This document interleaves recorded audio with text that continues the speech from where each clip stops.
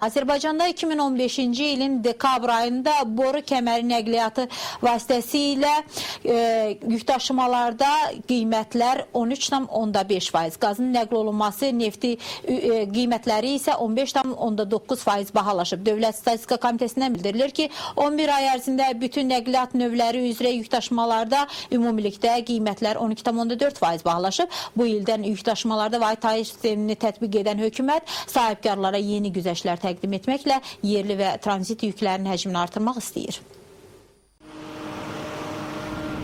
Dəmir yolu və dəniz nəqliyyatı üzrə yükdaşıma qiymətləri müvafiq olaraq 15,6% bahalaşıb. Amma bu sahələrdən fərqli olaraq avtomobil nəqliyyatı üzrə yükdaşıma qiymətlərində 1,1% ucuzlaşma müşahidə olunub. Ümumilikdə götürdükdə isə nəqliyyat sektorunda yükdaşıma qiymətləri əvvəlki ayla müqayisədə 12,4% bahalaşıb. Amma hökumət hesab edir ki, yükdaşımaların statistikası bu il üçün ciddi şəkildə dəyişəcək. Çünki bir ay öncə Xəzərlə daşınan yükləri 20, nəqliyyatla daşınan yükləri isə 40%-ədək güzəştlərin tətbiqi, həmçinin tranzit yükdaşımalar üzrə Koordinasiya Şurasının bu istiqamətdə stimullaşdırıcı tədbirlər kimi neft və neft məhsullarının tranzit daşınması tariflərinin yuxarı həddə açıqlaması sahibkarlar tərəfindən müraciətlərinin sayını artırıb.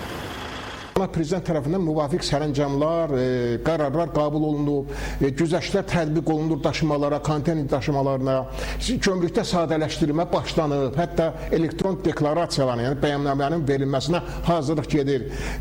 Sonra yeni tikilən Ələt Bakı Dəniz Ticarət Limanında hazırlıq işləri aparılıb. Biz də maraqlıyıq ki, yaxşı uğurla işləməyə başlasa, bu daşımalar intensivləşəcək. Bu da sözsüz yük axınlarını Azərbaycan artırar, gəlirləri, mənfəəti qat-qat artıra bilər.